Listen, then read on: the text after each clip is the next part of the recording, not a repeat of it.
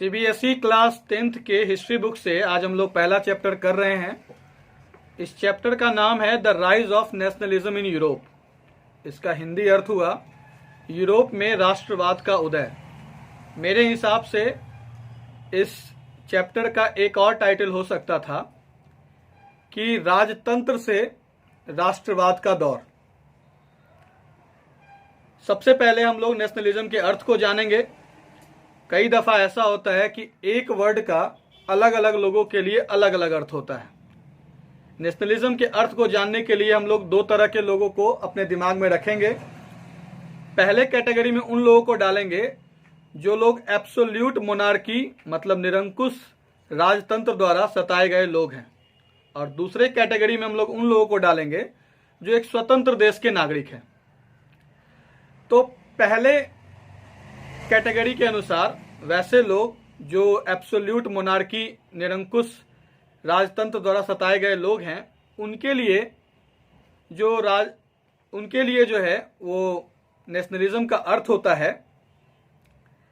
उनके लिए राष्ट्रवाद का अर्थ है कि जाति, संस्कृति, भाषा आदि के समानता के आधार पर स्वतंत्र राष्ट्र के निर्माण की भावना। वैसे लोग जो निरंकुश राजतंत्र के सताए हुए लोग हैं, उनके लिए नेशनलिज्म का अर्थ होता है, या ये कह लो कि उनके दिमाग में ऐसा होता है कि एक वो स्वतंत्र राष्ट्र बनाने की भावना जो रखते हैं, उसको जो है वैसे लोग जो स्वतंत्र राष्ट्र की बनाने की भावना रखते हैं, वैसी भावना को जो है हम लोग क्या कहते हैं, राष्ट्रवाद कहते हैं।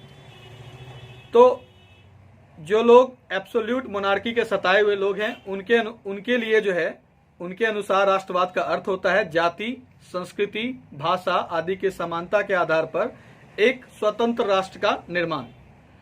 और फिर दूसरे कैटेगरी में जिन लोगों को हम लोगों ने डाला था स्वतंत्र राज्य के नागरिक, उनके लिए जो है वैसे नागरिकों के लिए राष्ट्रवाद का क्या मतलब होता है। तो जो स्वतंत्र देश के लोग हैं, उनके लिए राष्ट्रवाद का मतलब होता है, उनके लिए राष्ट्रवाद का अर्थ होता है अपने देश के प्रति प्रेम, गर्व एवं अपने देश को अन्य देश से श्रेष्ठ या उच्च मानने की भावना।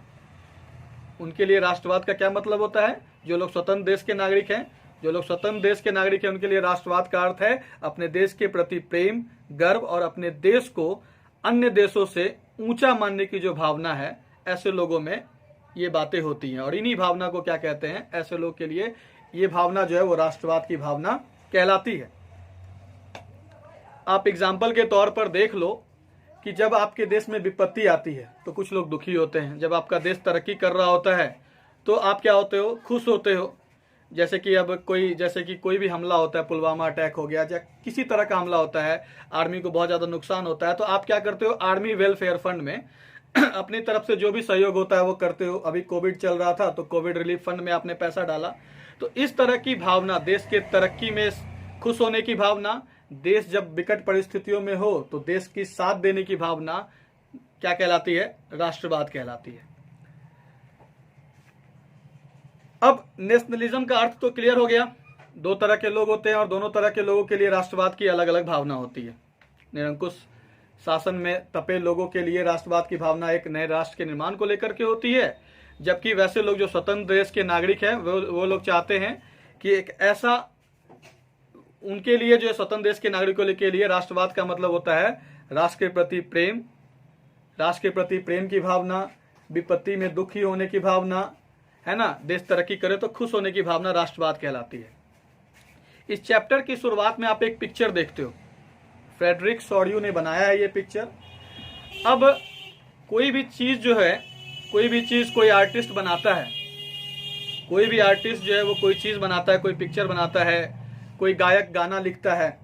आपको याद होगा कि फ्रेंच रिवॉल्यूशन के टाइम में Montesquieu, John Locke, Jean Jacques Rousseau ने अपनी किताबें लिखी और एक नए तरह की शासन प्रणाली की उन्होंने अपनी किताबों में बात करी। तो 1848 में फ्रेडरिक सॉर्यू ने ये जो पिक्चर बनाया, तो उनको प्रेरणा मिली अपने देश में या अपने देश के बाहर हो रहे राजनीतिक बदलाव में उथल पुथल की वजह से उनको प्रेरणा मिली, और उनको लगा कि आने वाले दिन में एक ऐसे वर्ल्ड वाइड जो है वो क्या हो सकती है, डेमोक्रेटिक और रिपब्लिक की भी स्थापना हो सकती है, क्योंकि 1848 से पहले फ्रेंच रिवॉल्यूशन हो चुका था।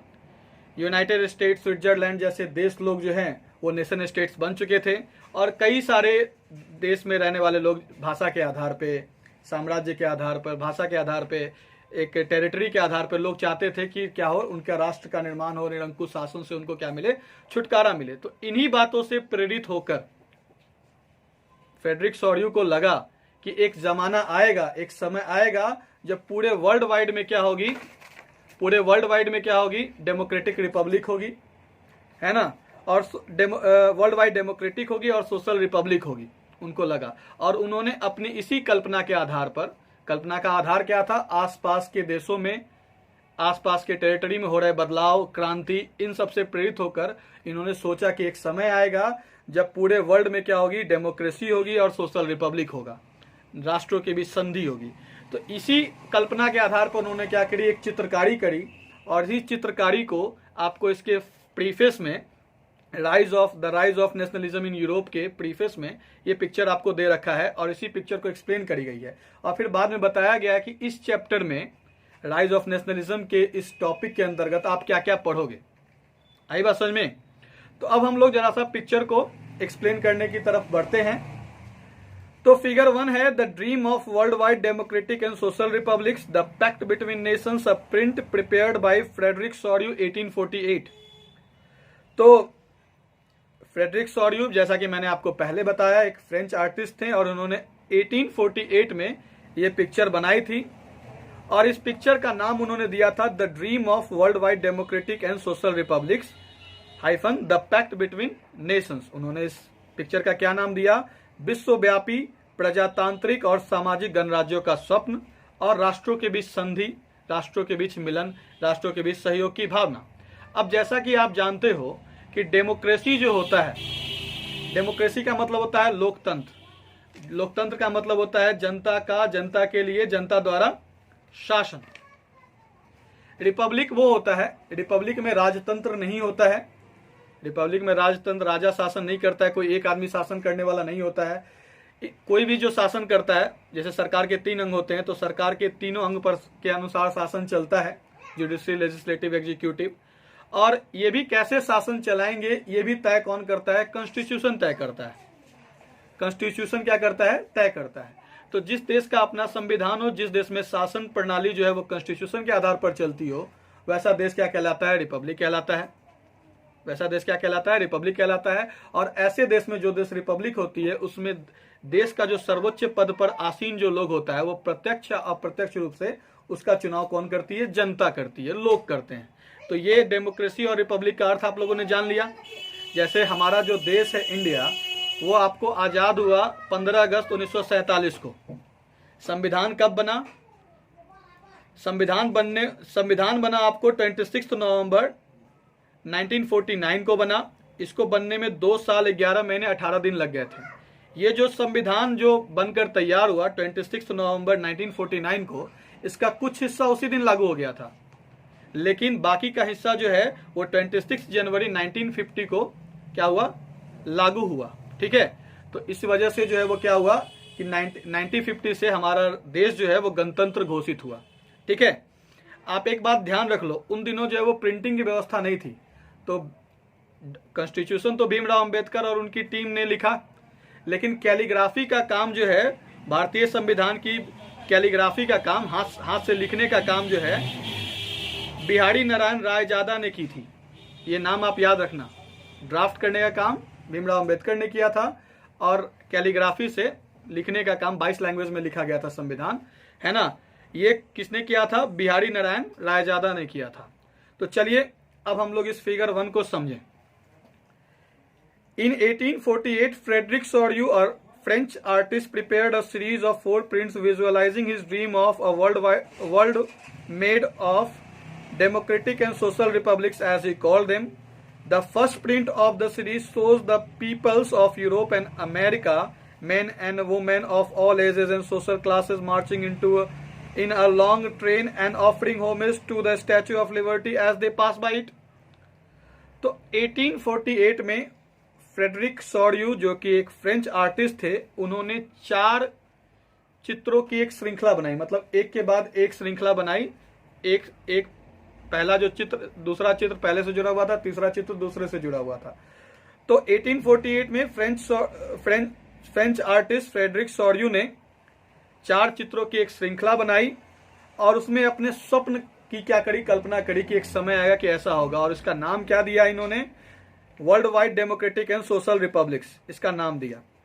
इसके पिक्चर 1 में जो फिगर 1 बनाई गई, इसमें वो आपके बुक में भी है, ये जो फिगर 1 बनाई गई इसमें आप देख सकते हो कि यूरोप और अमेरिका के जो राष्ट्र हैं, पीपल्स मतलब राष्ट्र होता है, यूरोप और अमेरिका के जो राष्ट्र के जो लोग हैं, मेन वुमेन, हर तरह के लोग, हर वर्ग के लोग, हर जाति के लोग, हर उम्र के लोग, ये सब एक लंबी कतार में आ रहे हैं और स्टैच्यू ऑफ लिबर्टी के पास से गुजर रहे हैं और अपनी श्रद्धांजलि अर्पित कर रहे हैं, पुष्प अर्पित कर रहे हैं।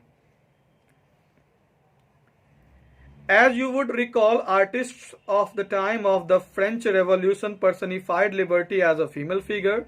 Here you can recognize the torch of enlightenment she bears in one hand and the charter of the rights of man in the other. अब जैसा कि आपको याद होगा कि फ्रेंच रिवॉल्यूशन के टाइम में जो है आजादी को एक फीमेल फिगर बनाया गया था। आजादी को इसलिए भी फीमेल फिगर बनाते हैं, जैसे कि भारत है, भारत माता बोलते हैं, तो भारत माता बोल के एक देवी देवता जैसी फीलिंग आती है। जिस तरह की श्रद्धा आपकी किसी देवी देवता या किसी भी धर्म के जो लोग हैं, अपने भगवान के प्रति जिस तरह की श्रद्धा होती है, तो इस तरीके से पर्सनिफाइड करने का काम आजादी को किया गया था। और फ्रेंच रिवॉल्यूशन के दौरान जो है वो भारत माता के तर्ज पर जो है, भारत माता तो बाद में बनी, लेकिन कहने का मतलब ये है कि जिस तरीके से इंडिया में भारत माता के नाम पर सब लोग एकजुट हो जाते हैं, एक कॉमन आइडेंटिटी हो जाती है कि हम लोग भारतवासी हैं, उसी तरीके से आपको याद होगा कि फ्रेंच रिवॉल्यूशन के टाइम जो आर्टिस्ट लोग थे उन्होंने लिबर्टी को एक फीमेल फिगर का नाम दिया था, फीमेल फिगर बताया था। आपको याद होगा कि वो जो फीमेल फिगर बनाया गया था स्टैच्यू ऑफ लिबर्टी, उसके एक हाथ में क्या थी, मसाल थी, तो दूसरे हाथ में charter of rights of man था। एक इंसान के पास क्या क्या अधिकार होगा, नेशनल असेंबली ने क्या क्या अधिकार तय किए थे, वो चार्टर था, वो हाथ में क्या था, उनके एक चार्टर था। On the earth in the foreground of the image lie the shattered remains of the symbols of absolutist institutions. In Soryu's utopian vision, the peoples of the world are grouped as distinct nations identified through their flags and national costume. अब यहाँ पर जो ये picture बनाया रखा गया है आपके किताब में जो है, इसमें स्टैच्यू ऑफ लिबर्टी के सामने जो है वो निरंकुश संस्थान से जो जुड़ी हुई ध्वस्त यादें हैं, जो ध्वस्त डॉक्यूमेंट्स है, जो ध्वस्त चीजें हैं, ताज भी आपको देखने को मिल जाएगा, डॉक्यूमेंट्स भी देखने को मिल जाएगा, ये सब चीजें बिखरी पड़ी हैं, मतलब फेंकी पड़ी हैं। अब इनका कोई मतलब नहीं है। पहले अगर कोई ताज पहन लेता था तो राजा कहलाता था, लेकिन अब इन ताज का कोई मतलब नहीं है। ऐसे इस यूटोपियन विजन में, यूटोपियन का मतलब होता है कि एक ऐसी चीज की कल्पना करो जो वास्तव में एग्जिस्ट ही नहीं करती। तो इसके सॉर्यू के इस यूटोपियन विजन में इन्होंने दिखाया है कि स्टैच्यू ऑफ लिबर्टी के सामने क्या है, निरंकुश शासन से जुड़ी वो सारी चीजें, डॉक्यूमेंट्स, ताज वगैरह सब सामने में फेंका हुआ है। इसका मतलब ये है कि इनका अब कोई जरूरत नहीं है, ये सारी चीजें बेकार है। एक समय था जब इन चीजों की वैल्यू होती थी, लेकिन अब इस पिक्चर के माध्यम से ये दिखाने की कोशिश करी गई है कि एक समय आएगा जब इस ताज का कोई वैल्यू नहीं रहेगा। अब हम लोग आगे पढ़ते हैं कि क्या दे रखा है, इस पिक्चर की खास बात क्या है। Leading the procession way past the Statue of Liberty are the United States and Switzerland, which by this time were already nation states. अब ये जो लंबी कतार जो गुजर रही है स्टैच्यू ऑफ लिबर्टी के सामने से, इसमें से ये लाइन गुजर, स्टैच्यू ऑफ लिबर्टी के सामने से कौन देश गुजर चुका है, यूनाइटेड स्टेट्स और स्विट्जरलैंड गुजर चुका है। ये इस समय तक राष्ट्र राज्य बन चुके थे, इस समय तक राष्ट्र राज्य बन चुके थे। France, identifiable by the revolutionary tricolor, had just reached the statue. इन दोनों के गुजरने के बाद फ्रांस जो है अभी अभी पहुंचा ही है और फ्रांस को इनके ट्राइकलर तिरंगे झंडे से पहचाना जा सकता है। She is followed by the peoples of Germany bearing the black, red and gold flag. Interestingly, at the time when Soryu created this image, the German peoples did not yet exist as a united nation. The flag they carry is an expression of liberal hopes in 1848 to unify the numerous German-speaking principalities into a nation-state under a democratic constitution. तो सबसे पहले गुजर कौन चुका है, United states और Switzerland. France अभी अभी पहुंचा ही है, मतलब इसमें राष्ट्रवाद की शुरुआत हुई ही है, डेमोक्रेसी आया ही है, रिपब्लिक होने ही वाली है, मतलब उनकी कल्पना के अनुसार। उसके बाद जो है फ्रांस के पीछे कौन है, जर्मनी है। इनके हाथ में जर्मनी के जो लोग हैं वो अपने हाथ में ब्लैक, रेड और गोल्ड कलर का जो झंडा है वो अपने हाथ में रख रखे हैं। ये दिलचस्प है, ये बात मजेदार है कि जिस समय ये जर्मनी के लोगों की चर्चा कर रहे हैं, ये जर्मनी के लोग एकजुट नहीं थे, एक यूनाइटेड नेशन में नहीं थे, एक देश बनकर इकट्ठे नहीं थे। ये जर्मन भाषा के आधार पर जो लोग हैं वो अलग अलग प्रिंसिपैलिटीज में बटे हुए थे। लेकिन ये जो लोगों को दिखाया गया है इस लाइन में, इस मार्फत सॉर्यू ने ये बताने की कोशिश करी है कि जर्मनी के लोग भी क्या हो रहे हैं, यूनाइटेड हो रहे हैं, और इस उम्मीद में कि वो एक नेशन राष्ट्र बना पाएंगे, वो इस कतार में शामिल है, वो इस लाइन में क्या है, शामिल है। इसी सोच के आधार पर उन्होंने क्या किया, इसको शामिल किया है। जर्मनी के लोग जो है वो अलग अलग प्रिंसिपैलिटीज में बटे हुए थे और उनका मानना था, उनकी ये उम्मीद थी, उनकी भावनाओं को स्टडी किया होगा तब उन्होंने अपनी पिक्चर में बताया कि उनकी ये उम्मीद थी कि एक समय आएगा जब हमारे यहाँ भी क्या होगी, डेमोक्रेटिक कॉन्स्टिट्यूशन होगा, जो लोग अलग अलग प्रिंसिपैलिटीज में बटे हुए हैं, प्रोविंसेस में बटे हुए हैं, सब जर्मनी के लोग इकट्ठा होंगे और एक राष्ट्र बनेगा। ऐसी लोगों की, जर्मनी के लोगों की भावना थी और इसी भावना का स्टडी उन्होंने किया होगा। और फ्रांस के जस्ट बाद जो है वो जर्मनी के लोगों को उस कतार में दिखाने की उन्होंने क्या करी है, कोशिश करी है, बताया है, कोशिश क्या करी है, दिखाया है। Following the German peoples are the peoples of Austria, the kingdom of two Sicilies, Lombardy, Poland, England, Ireland, Hungary, and Russia. From the heavens above, Christ, saints, and angels gaze upon the scene. They have been used by the artists to symbolize fraternity among the nations of the world. अब Germany के बाद कौन है?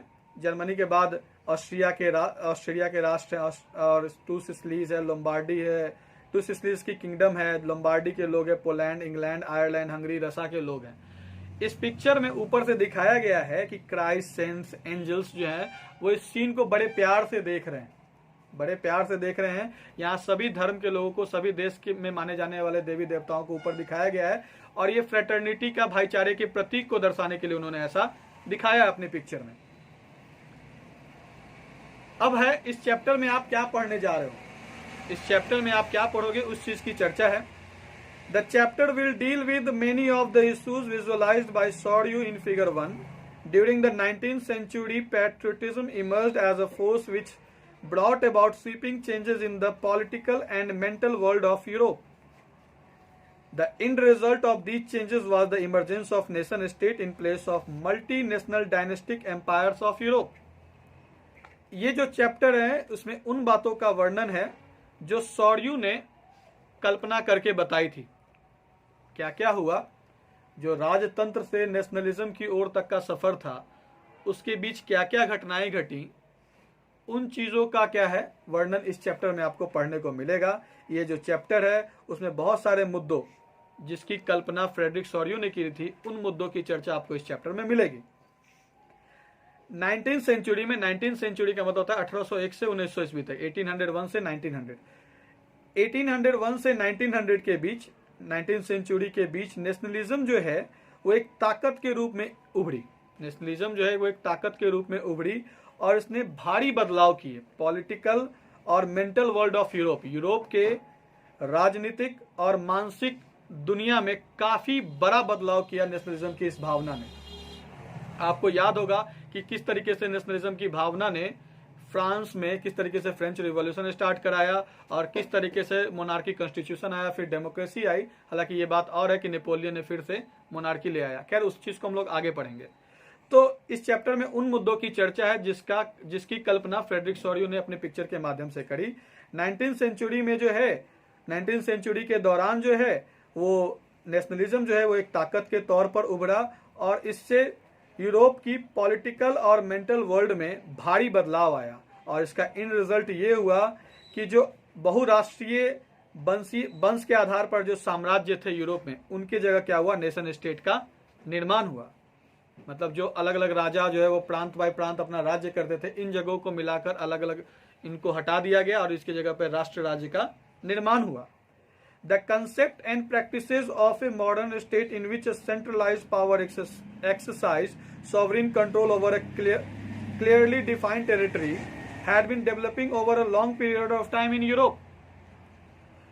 Modern state बनाने की जो भावना है और इससे संबंधित जो गतिविधियां हैं वो यूरोप में, ये जो गतिविधियां हैं, ये जो विचार है, ये लोगों के दिमाग में, दिलो दिमाग में बहुत दिनों से चल रहा था। मॉडर्न स्टेट, जैसा कि आप जानते हो कि यहाँ पर केंद्रीयकृत शासन होती है, केंद्रीयकृत शासन प्रणाली होती है, केंद्रीकृत शासन प्रणाली का व्यवहार में लाया जाता है, स्वतंत्र नियंत्रण होता है ना, और एक उनकी क्लियरली डिफाइंड टेरिटरी होती है। मतलब नेशनलिज्म को राजतंत्र के दौरान जो है नेशनलिज्म चाहने वाले, नेशनलिज्म की भावना रखने वाले जो लोग हैं वो चाहते थे कि उनका एक स्टेट हो, एक निश्चित शासन व्यवस्था के अंतर्गत क्या किया जाए, उन पर शासन किया जाए, राजकाज का काम चले। ठीक है, जैसे कि मान लो फेडरल स्ट्रक्चर को आप समझ लो, जैसे इंडिया है तो इंडिया में बिहार है, यूपी है, मध्य प्रदेश है और ऐसे कई 28 राज्य हैं। इन सब के राज्यों का अलग अलग कानून है, इनकी सरकारें अपनी अपनी कानून के अनुसार राज्य में शासन व्यवस्था कायम रखती है और फिर केंद्र सरकार होती है। तो स्टेट, मॉडर्न स्टेट की भावना मतलब बिहार के लेवल पे एक तरह से राज करना, एक निश्चित नियम के अनुसार शासन करना। और जब देश की बात आएगी तो 2800 राज्य को मिला करके क्या करना, शासन चलाना, वो नेशन स्टेट हो जाएगा। मॉडर्न स्टेट समझ में आया, नेशन स्टेट समझ में आया। But a nation state was one in which the majority of its citizens and not only its rulers came to develop a sense of common identity, shared history और decent।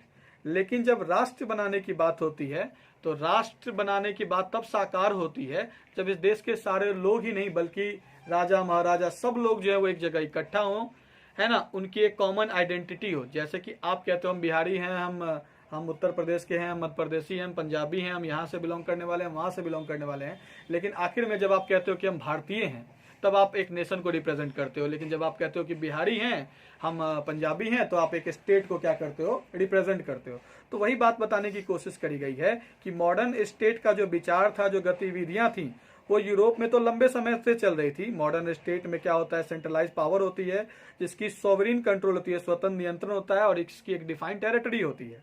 लेकिन nation राष्ट्र की बात तो तब बनती है, नेशन तब बनता है जब वहां के ज्यादा से ज्यादा लोग, न केवल ज्यादा से ज्यादा लोग बल्कि उनके शासक भी, रूलर्स भी वहां के जो हैं वो एक कॉमन आइडेंटिटी डेवलप करे, उनकी हिस्ट्री कॉमन हो, उनकी डिसेंट कॉमन हो, उनके पूर्वज क्या हो, कॉमन हो।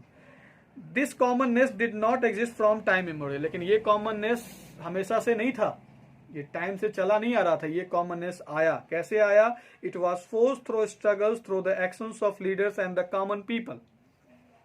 This chapter will look at the diverse processes through which nation states and nationalism came into being in 19th century Europe। इस चैप्टर में जो है वो उन विविध प्रक्रियाओं के बारे में जिक्र होगा जिसमें जो है वो नेशन स्टेट्स और नेशनलिज्म की भावना जो है वो यूरोप में 19th सेंचुरी में आई। उन मुद्दों की चर्चा करेंगे जो 19th सेंचुरी में उन मुद्दों की वजह से नेशन स्टेट बनाने की भावना और राष्ट्रवाद की भावना जो है वो लोगों में जागृत हुई, क्या क्या बदलाव हुए 19th सेंचुरी के दौरान। उन चीज़ों को हम लोग जानने को, उन चीज़ों के बारे में जानने का मौका हम लोग को इस चैप्टर में मिलेगा। यहाँ पर ये टॉपिक खत्म होता है, लेकिन हम जरा सा हम लोग सोर्स ए देख लें। अर्नेस्ट रेनॉन ने नेशन शब्द को डिफाइन करने की कोशिश करी है। In a lecture delivered at the University of Sorbonne in 1882, the French philosopher Ernest Renan (1823–92) outlined his understanding of what makes a nation।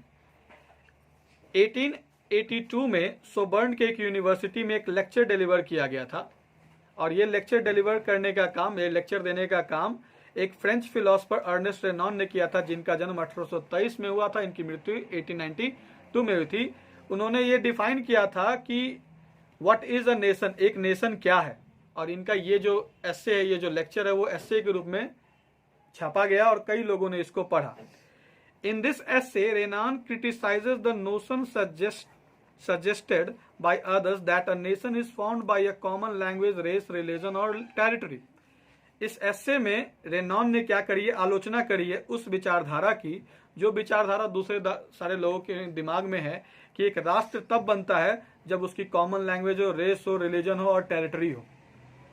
इस डेफिनेशन की उन्होंने आलोचना करी, कहा यह डेफिनेशन सही है लेकिन इतना ही नहीं है। और उन्होंने इस नेशन शब्द के डेफिनेशन में कुछ और बातें जोड़ी जो आगे के पैराग्राफ में दे रखा है। उन्होंने लिखा, उन्होंने बताया कि a nation is the culmination of long past of endeavor, sacrifice and devotion, a heroic past, great man, glory, that is the social capital upon which one bases a national idea, to have common glories in the past, to have common will in the present, to have performed great deeds together, to wish to perform still more. These are the essential conditions of being a people। उन्होंने बताया कि एक राष्ट्र जो है वो एक चरम बिंदु है, राष्ट्र जो है वो प्रयासों का, त्याग का, समर्पण भाव का एक चरम बिंदु है। एक राष्ट्र तब बनता है जब इसकी एक हीरोइक, इनके यहाँ के महान लोगों की क्या हो, एक हीरोइक पास्ट हो, एक ग्लोरी हो, एक प्रतिभा हो, एक सोशल कैपिटल हो, जिस पर एक नेशनल आइडिया जो है वो, जिसका अस्तित्व होता है। राष्ट्र तब होता है जब उनकी ग्लोरी सेम होती है, कॉमन इच्छा होती है। राष्ट्र तब बनता है जब लोगों की क्या होती है, कॉमन इच्छा होती है। जब वो किसी काम को साथ मिलकर करने की इच्छा रखते हैं तब राष्ट्र का निर्माण होता है, और भी ज्यादा काम करें ऐसी इच्छा रखने पर ही क्या होता है, राष्ट्र का निर्माण होता है। और इन्हीं बातों से जो है ये सारे एसेंशियल कंडीशंस हैं एक राष्ट्र बनाने के। Its existence is a daily plebiscite. इसकी राष्ट्र की जो एग्जिस्टेंस होती है, अस्तित्व होती है, वो जनमत की एक प्रतिदिन जनमत के आधार पर होती है। A province is its inhabitants, if anyone has the right to be consulted it is the inhabitants. इसकी प्रोविंस जो होती है, इसकी जो प्रांत जो होती है, वो इसके रहने वाले बासिंदे होते हैं। अगर किसी को कंसल्ट करना है, राज्य संबंधी कोई भी डिसीजन लेना है, अगर किसी को कंसल्ट करना है तो यहाँ के लोगों को कंसल्ट किया जाता है। जैसे सरकार चुनने की बात हो, सरकार में कौन आएगा, ये किससे पूछा जाता है, वोट के माध्यम से जनता से पूछा जाता है। A nation never has any real interest in annexing और holding on to a country against its will. The existence of nations is a good thing, a necessity even. Their existence is a guarantee of liberty, which would be lost if the world had only one law and only one master. एक nation की कभी ऐसी इच्छा नहीं होती है कि दूसरे राष्ट्र के हिस्से को वो उसकी इच्छा के खिलाफ जाकर दूसरे राष्ट्र के हिस्से को वो अपने में मिला ले, ऐसी इच्छा बिल्कुल नहीं होती है। एग्जिस्टेंस जो है, नेशन का एग्जिस्टेंस जो है वो एक अच्छी चीज है, इनफैक्ट कही जाए तो एक जरूरी भी है, हमारी आज़ादी की गारंटी भी है। राष्ट्र जो है वो हमारी गारंटी का क्या है, आज़ादी की गारंटी का प्रतीक है। हमारी आज़ादी खो जाएगी अगर राष्ट्र नहीं होगा, अगर एक ही शासक होगा, एक ही मास्टर होगा, एक ही शासक होगा, एक ही कानून होगा, एक ही लोग डिसाइड करेगा कि क्या करना है, तो राष्ट्र का निर्माण नहीं हो सकता है। तो इस तरीके से अर्नेस्ट रेनॉन ने बड़ी खूबसूरती से जो है वो नेशन शब्द को डिफाइन किया है। और यहाँ पर ये जो है वो आपका फर्स्ट टॉपिक खत्म होता है। तो आप इसको बार बार पढ़ो, कोई दिक्कत है तो बताओ।